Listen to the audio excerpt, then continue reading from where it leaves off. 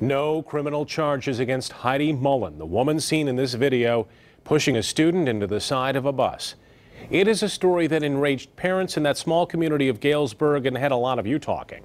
24 Hour News 8 Steve Kelso just back from a meeting with the Kalamazoo County Prosecutor, and he's here to tell us why there will be no criminal prosecution, Steve. Yeah, good evening, Brian. There is another piece of video out there, video that was taken by Heidi Mullen. We've not seen that video yet, but the prosecutor says the answers are on that tape. This is the tape we've all seen several times. Heidi Mullen appears to be assaulting a student. The prosecutor's office conducted a review of this tape and about a half an hour of video from Mullen's camera. They also talked with everyone on the bus that day, including the student who was pushed. That review states these findings of fact. The disruptive behavior of the student had become a chronic problem. The student threw a backpack at Mullen and then he tried to pull it back out of her hands.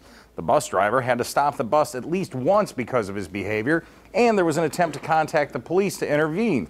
The student threatened to have one of his family members kill Heidi Mullen, and when she sat next to him, he wrapped a coat over her head and then put his hands over her head and neck. The prosecutor says it was her attempt to escape that resulted in that student being thrown back into the wall of the bus.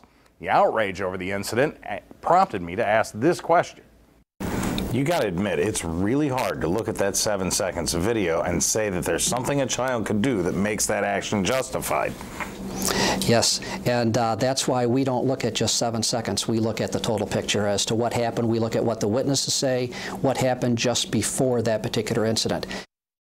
The prosecutor would not release Mullen's tape to us today. They say it belongs to the Galesburg Police Department. The police, well, they say their copy is with the prosecutor's office. But Heidi Mullen's attorney does have a copy of that tape. We're on our way to get it now. We'll have that for you tonight. Sue?